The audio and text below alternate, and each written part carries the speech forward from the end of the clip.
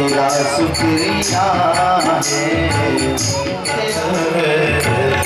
तेरा शुक्रिया है। कांटे के मालिक ने सब कुछ दिया, कोई कमी नहीं है। अभी आएंगे वृंदावन जाऊंगा तो बताऊंगा ना कि भीती गांव में कथा कर रहा था। अब शाम को जब बात होती है तो हमारे कमेटी के परिवार सब बोलते हैं भैया 300 से ऊपर है, लेकिन कथा में हमको 10 लोग भी दिखाई पड़ते घर वाले। ना जाने कौन सी पथरिया में बैठे रहते, क्या मतलब ये कौन सी नाराजगी है हमसे। केवल बैठ करके कथा सुनो, यही हमको आशीर्वाद लेके आप लोगों से जाना है कथा का। सुना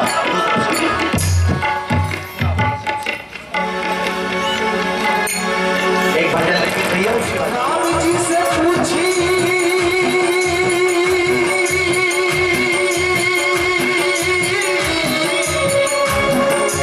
राम जी से पूछी जनकपुर के नारी बतावे प्रभु, भगवानी काहे काली बतावे प्रभु, भगवानी काहे काली बतावे प्रभु।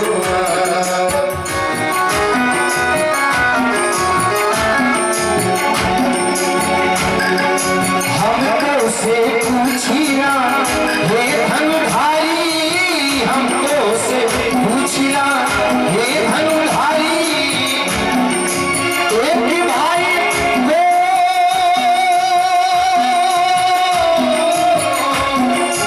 एक भाई बोलता है, एक भाई बोलता है, एक भाई काली बतावे प्रभु, लोगवा देत काहे काली बतावे प्रभु, लोगवा देत काहे काली बतावे प्रभु।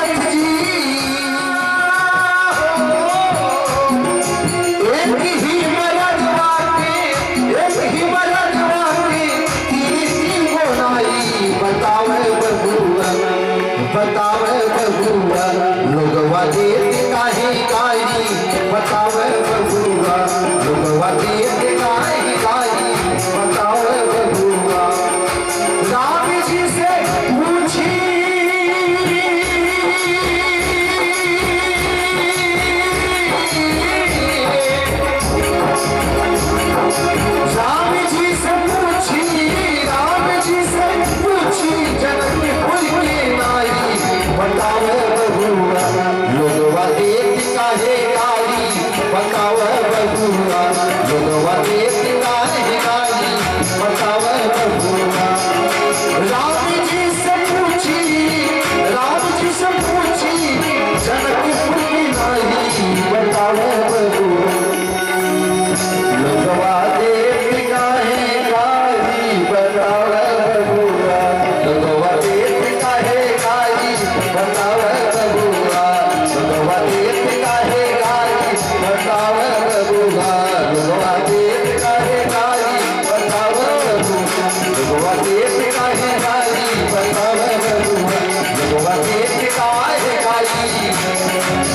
Hare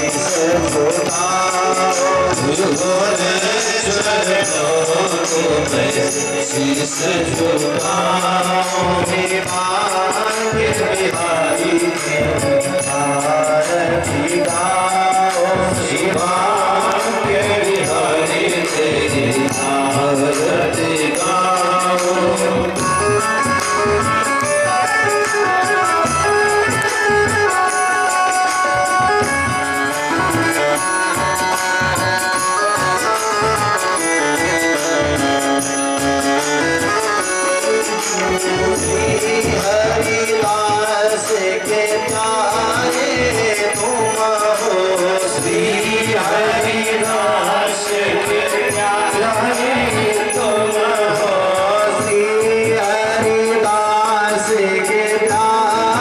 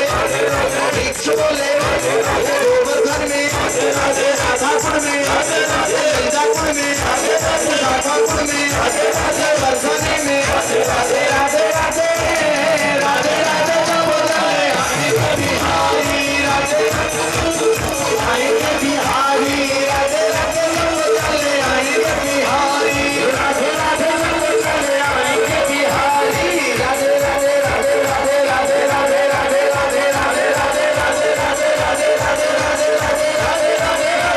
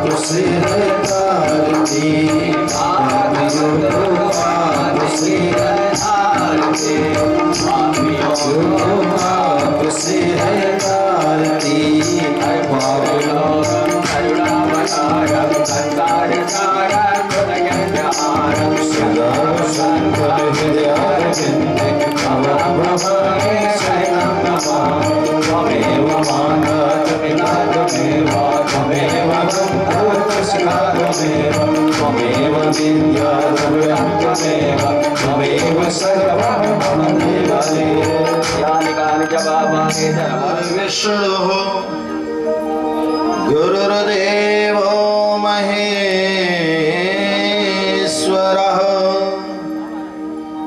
गुरुः साक्षात् परब्रह्म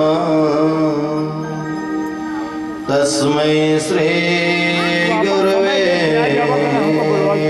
नमः सच्चिदानंद रूपाय विश्वोत्पत्त्यादि हेतवे तापत्रय विनाशाय श्री कृष्णाय वयं नमः। जय जय श्री राधारमण जय जय नवल किशोर चित चोर प्रभु जय जय माखन चोर नारायणं नमस्कृत्यं नरं चैव नरोत्तमं देवीं सरस्वतीं व्यासं ततो जयमुदीरये। कछ माखन से बल बढ़ो कछ गोपियन रही सहाय राधे जी की कृपा से प्रभु ने गिरवर लियो उठा। राधे तो बड़ भागिनी कौन तपस्या की तीन लोक तारण तरण सोई तेरे आधे सकल हरिन मद मर्दन की जय विजय विभूत पवन सुत दीजय। सकल हरिन मद मर्दन की जय विजय विभूत पवन सुत दीजय। सगल हरिन मद मर्दन की जय विजय विभूत पवन सुत दीजय। बोल वृंदावन बिहारी लाल की जय सरस्वती मैया की जय श्रीमद् भागवत महापुराण की जय। सभी आवाहित देवी देवताओं की, सब ब्राह्मणों की, सब संतों की, सब भक्तों की, गंगा मैया की, यमुना मैया की, सरस्वती मैया की, प्रयागराज महाराज की, बेणी माधव महाराज की, अपने अपने माता पिता की, अपने अपने जन्मभूमि की, अपने अपने सद्गुरुदेव भगवान की। जय जय श्री राधे, जय जय श्री राधे, जय जय श्री राधे। आइए भगवान श्याम सुंदर पीतांबरधारी मोर मुकुट मुरली वाले के चरणों में प्रणाम करते हुए, प्राणेश्वरी राधा रानी के चरणों में प्रणाम करते हुए, सभी आवाहित देवी देवताओं को चरणों में प्रणाम करते हुए, सभी विद्वान ब्राह्मणों को प्रणाम करते हुए, संत महात्माओं को गुरुजनों को प्रणाम करते हुए, अपने माता पिता को चरणों में प्रणाम करते हुए हम लोग कथा की आगे की ओर चलेंगे। उसके पहले 2 क्षण भगवत सन्नाम कीर्तन,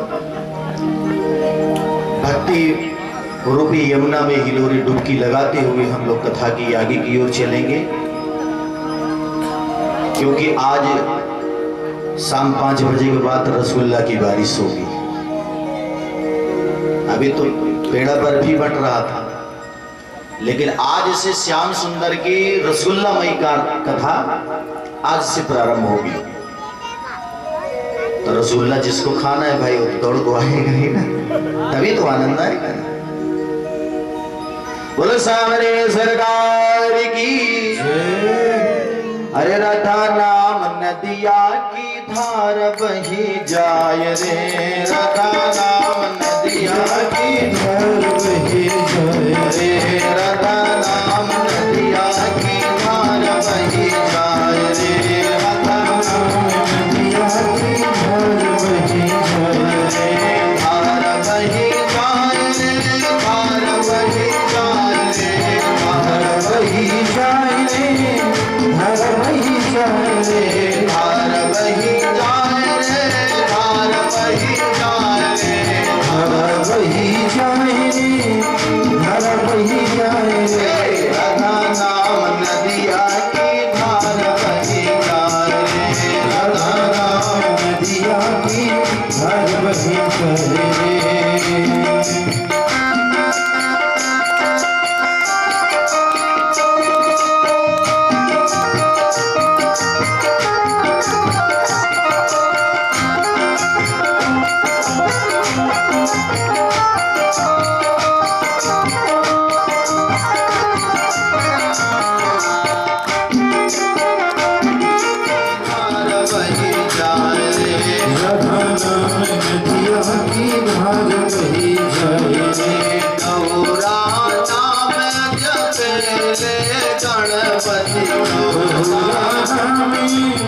जपेरे गणपति गौरा नाम जपेरे गणपति, गौरा नाम जपेरे गणपति, गणपति का लड़ुआ धारा में बहा जाए रे, गणपति का लड़ुआ धारा में बहा जाए, गणपति का लड़ुआ धारा में बहा जाए रे, गणपति का लड़ुआ धारा में बहा जाए रे, राधा नाम नदिया की धार बही जाए रे, राधा नाम नदिया की धार बही जाए रे।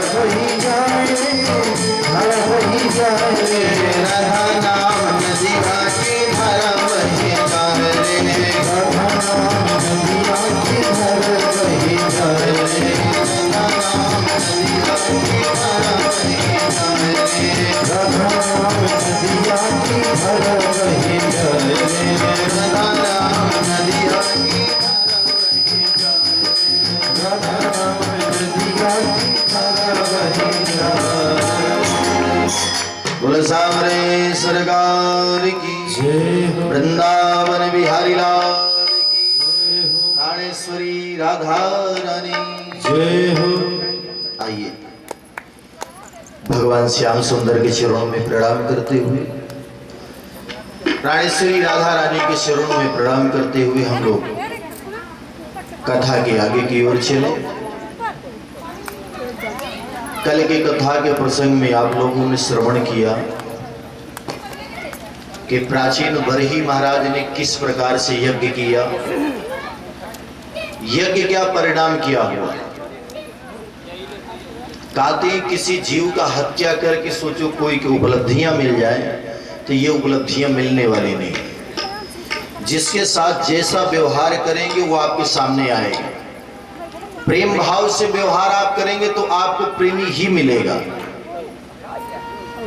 अगर दूसरे को दुश्मन रूप में समझेंगे तो कहीं ना कहीं वो आपको भी समझेगा ना। कोशिश यही रहे, लोगों को तो काम ही है उंगली उठाना। अगला अपना उंगली उठाना काम बंद नहीं कर रहा है, तो मैं अपने रास्ते में जा रहा हूं तो अपना रास्ता क्यों मोड़ दूं भाई। किसी के कहने पे अगर रास्ता हमने धर्म का छोड़ के अधर्म का पकड़ लिया तो उसमें बहादुरी थोड़ा ना है। धर्म के मार्ग में आप चलेंगे तो कांटा कंकड़ जरूर लगेगा। पूजा उसी की होती है जिसमें छेनी हथौड़ी की मार सहले वही। जितने भी संत महात्मा हुए या जितने भी अधिकारी बने, कुछ भी बने हैं तो पहले ठोकर खाए हैं उसके बाद बने हैं। सहजता में नहीं मिला है। आज परमात्मा ने अगर इस कृष्णानंद व्यास को अगर व्यास गद्दी पे बैठाला है तो ऐसे नहीं बैठाला है, ठोकर पाया होगा कहीं ना कहीं, थोड़ा बड़ा नहीं बहुत पाया। पहले भगवान परीक्षण लेते हैं, उसके बाद कुछ देते हैं, उसके पहले कुछ देने वाला नहीं है। भाई साल भर मेहनत करेंगे तब तो मार्कशीट मिलेगी ना विद्यालय से, उसके पहले मिल जाएगी। तो उसी प्रकार से कहते हैं कि हिंसा किसी के साथ में गलत मत करो। अगर बलि की ही बात आती है तो बलि आती है तो केवल बात औषधियों की आती है, जड़ी बूटियों की आती है, ना कि जीव की हत्या। जीव हत्या के विषय में आप लोग सुन चुके थे कि धृतराष्ट्र के साथ में क्या हुआ। वो तो दूसरे की संपत्ति रखा हुआ था ना, हंस और हंसी का बच्चा। अंडा खाया पूर्वत 100 वर्ष के बाद, 100 जन्मों के बाद उसको भोगना पड़ा कि वही 100 अंडा उसके पुत्र बन के आए। महाभारत के युद्ध में सब मर गए, एक भी दिया लेसने वाला नहीं बचा है। तो क्या उसके साथ में हुआ तो क्या हमारे साथ में नहीं होगा क्या? अधिकतम देखा जा रहा है कि अगर छोटा भाई मजबूत है तो बड़े वाले को मार दिया, बड़ा वाला मजबूत है छोटे वाले को मार दिया। अरे क्या करोगे ले जाके? कहीं ना कहीं आपको भोगना ही पड़ेगा। इसलिए इस चक्कर में मत पड़ो, जितना परमात्मा दिया उतना बहुत है। ये ठठरी भी अपने साथ में जानी नहीं है, छोड़ के जाना है काहे लिए प्रपंच। यहाँ पे सुखदेव महाराज से राजा परीक्षित कहते हैं, गुरुदेव उत्तानपाद का वंश आपने कहा, उन्हीं के वंश में प्रियव्रत महाराज हुए। प्रिय माने उत्तम, अप्रिय माने व्रत। अगर कोई चीज अच्छा हमको लगता है तो हम लोग उसका संकल्प लेते हैं कि नहीं हम इसी मार्ग में चलेंगे, हमको ये अच्छा लगता है। अरे कथा अच्छी लगती है तो घर से संकल्प लेके चले ना, हमको कथा सुननी है। कोई ये जरूरी नहीं होता संकल्प हम कुसा पकड़ के ही करें, मन से भी विचार आया तो संकल्प हो जाता है।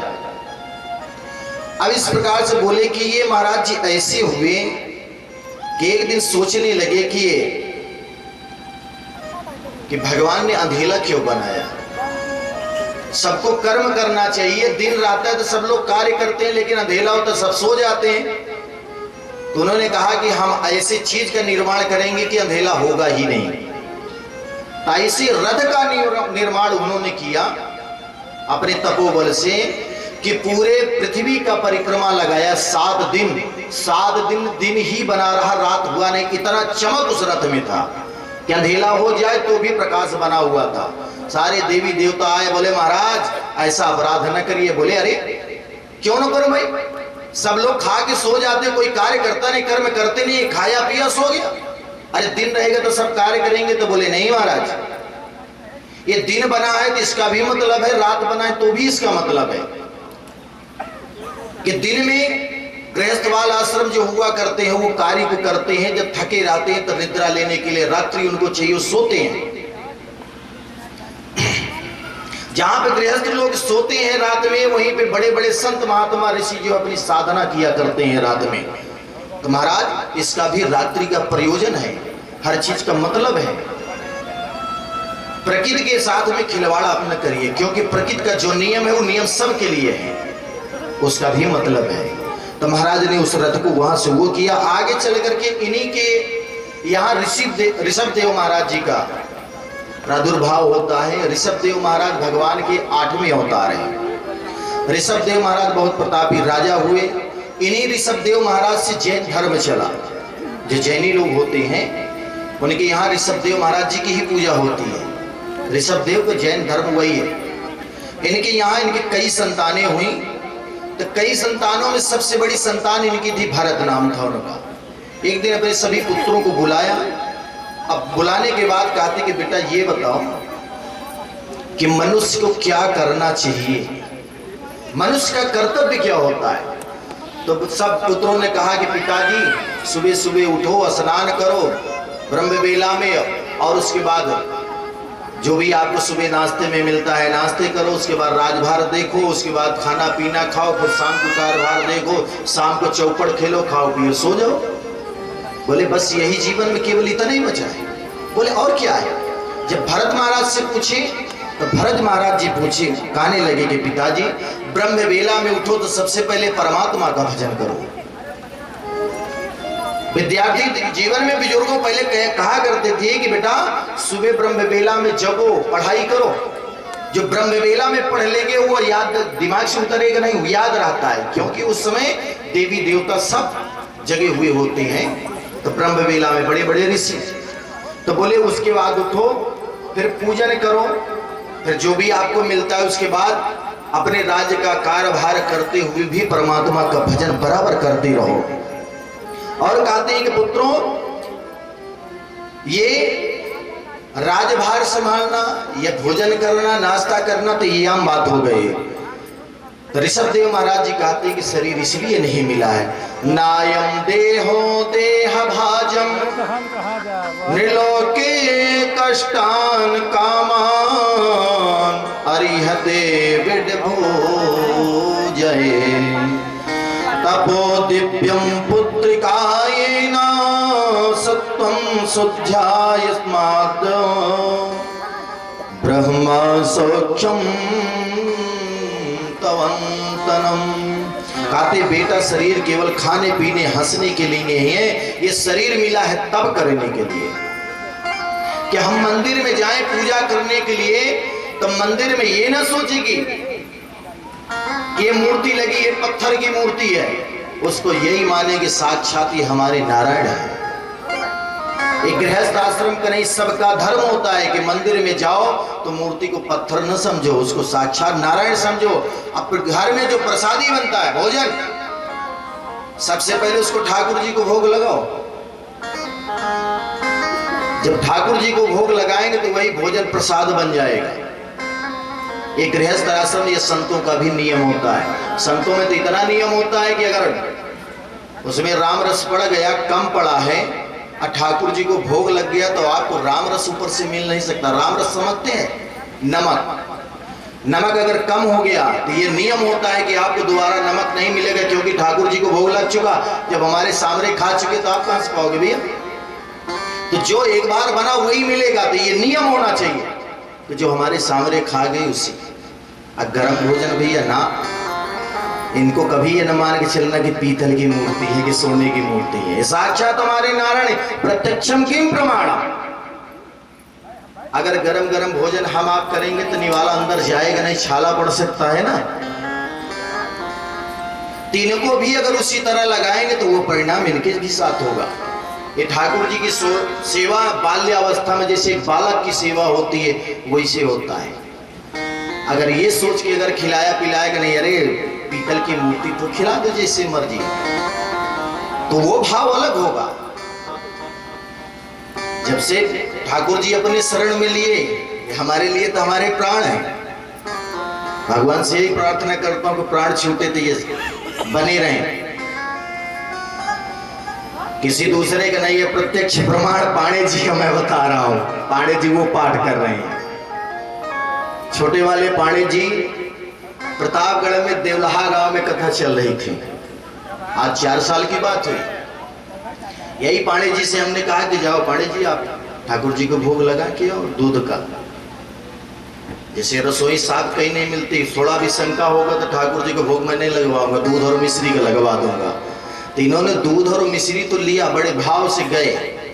अब बढ़िया गर्म उबाला हुआ दूध था, इनको भोग लगा के आ गए। जैसे बच्चे को पिलाया जाता है उसी तरह इनको भी पिलाया जाता है। अब पिला के जब लौट गया, जब हमारे हाथ में रखे तो गर्म था दूध, तो मैंने कहा गरम गरम लगा के आ गए सरकार को।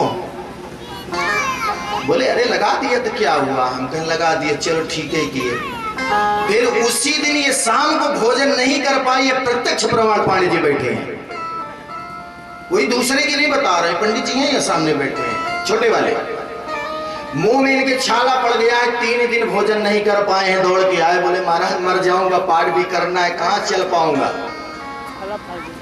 यही ठाकुर जी के चरणों तक पान किए हैं, 2 घंटे बाद छाला मुख का चला गया। भाव रखेंगे तो ये परमात्मा तो है ही है, नहीं भाव है तो पीतल की मूर्ति है, कोई मतलब नहीं है। तो कहते कि मंदिर में जाओ तो मूर्ति को पत्थर न समझो, उनको भगवान ही समझो। इस तरह से उपदेश दे करके कहते गृहस्थ आश्रम में सबका ये नियम होता है कि अतिथि आए तो उनका स्वागत करो, गुरुजनों को स्वागत करो। लेकिन यहाँ पे अगर शिष्य जो है गुरु की सेवा कर रहा है तो गुरु का धर्म भी होता है, तो गुरु ध्यान रखे अपने शिष्यों का। अब एक गुरु जी थे, नया नया एक चेला था, उसकी भर्ती हुई, गया बेचारा भर्ती हो गया पढ़ने के लिए। सोचे गुरु जी है, शाम को भोजन किया, भोजन करने के बाद कहते चलो गुरु जी की थोड़ी सेवा करके आता हूँ। और सेवा करने के लिए गया तो गुरु जी को पैर दबाने की बहुत शौक था। जो वो बालक पैर दबाने लगा तो बोले अच्छा अच्छा क्या नाम है? बोले रामदास नाम है। अच्छा अच्छा ठीक है पैर दबाओ।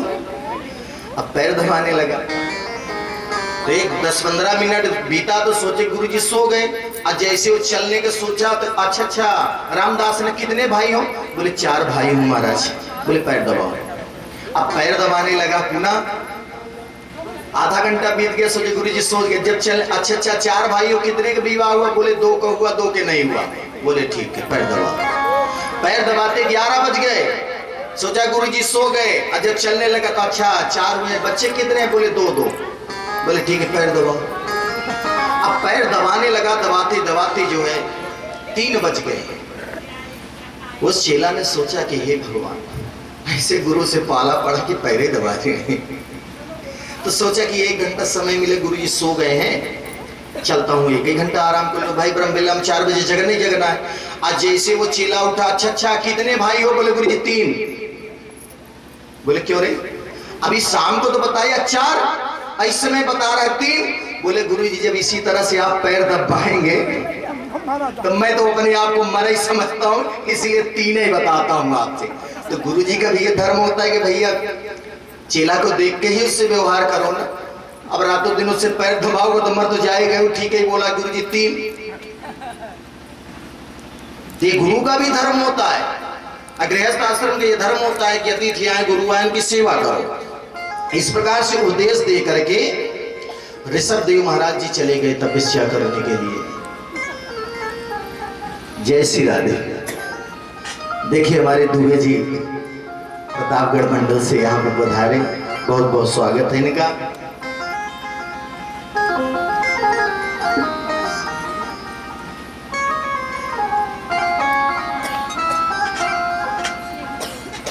अब इस प्रकार से भरत महाराज को राज्य देकर के वो गए।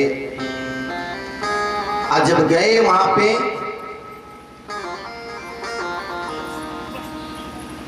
कहते हैं कि भैया जहां पे प्रेम होता है चाहे जितना हो लेकिन प्रेमी दौड़ा चला ही आता है। कहते रोम रोम में जब प्रेम होगा तो आएंगे कैसे नहीं। बहुत सौभाग्य की बात है कि दोबारा हम लोगों की मुलाकात दुबे जी से हुई कथा में। वैसे तो मुलाकात होती रहती है। तो कहते हैं ना कि प्रेम जब अनंत हो गया तो रोम रोम संत हो गया। प्रेम जब अनंत हो गया रोम रोम संत हो गया। प्रेम जब अनंत हो गया रोम रोम संत हो गया। राधे अनंत हो गया रोमी रोम संत हो गया। प्रेम जब अनंत हो गया रोम रोम संत हो गया। प्रेम जब अनंत हो गया रोमी रोम संत हो गया।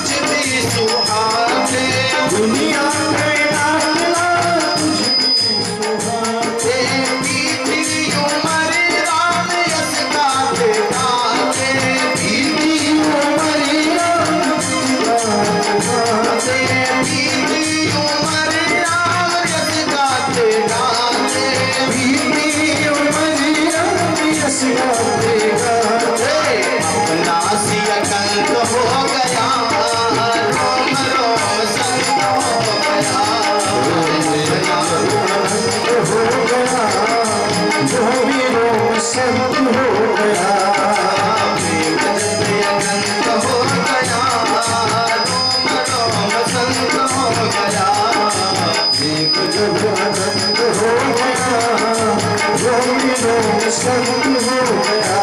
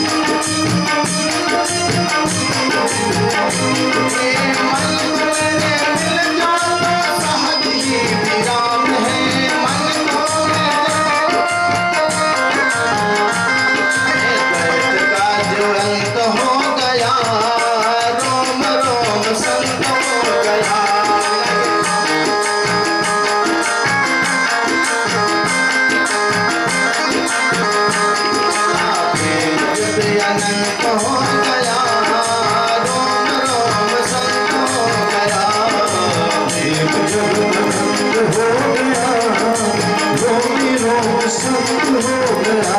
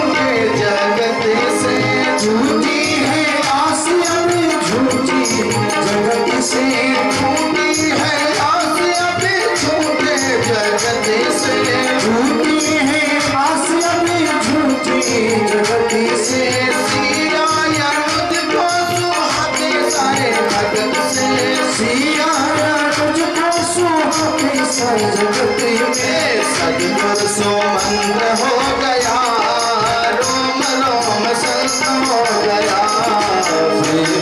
आनंद हो गया, रोम रोम संत हो गया।